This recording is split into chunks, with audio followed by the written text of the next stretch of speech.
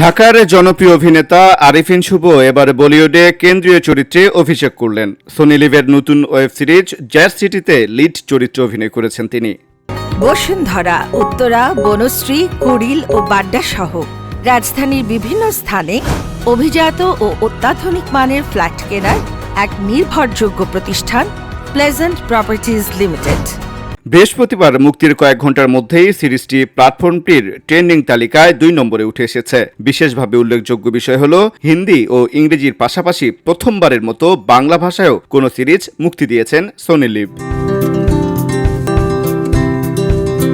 বাংলাদেশের মুক্তিযুদ্ধ ও 70-এর দশকের পটভূমিতে নির্মিত 10 পর্বের প্রায় 11 ঘন্টার এই সিরিজে তুলে ধরা হয়েছে সে সমাজের সামাজিক রাজনৈতিক বাস্তবতা, মানুষের টানাপোড়েন এবং পরিবর্তনের গল্প। সিরিজটির পুরো কাহিনী আবর্তিত হয়েছে জিমি রয় চরিত্রকে ঘিরে, আর এই কেন্দ্রীয় চরিত্রেই অভিনয় করেছেন আরিফিন শুভ।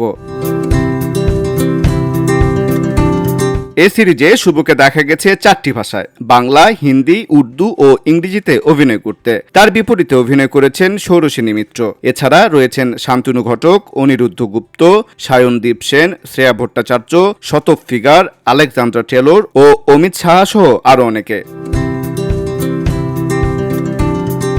জ্যাজ সিটি পরিচালনার পাশাপাশি এর গল্প ও চিত্রনাট্যও লিখেছেন সৌমিক সেন। এর আগে তিনি জুবিলি সিরিজের সহ-স্রষ্টা হিসাবে পরিচিতি পেয়েছিলেন। বলিউডে বাংলাদেশের কোনো অভিনেতাকে কেন্দ্রীয় চরিত্রে দেখার নজির খুব বেশি নেই। সেই জায়গায় জ্যাজ সিটির মাধ্যমে নিজের নাম নতুনভাবে যুক্ত করলেন Arifin Shuvo. VOD Bangla news desk.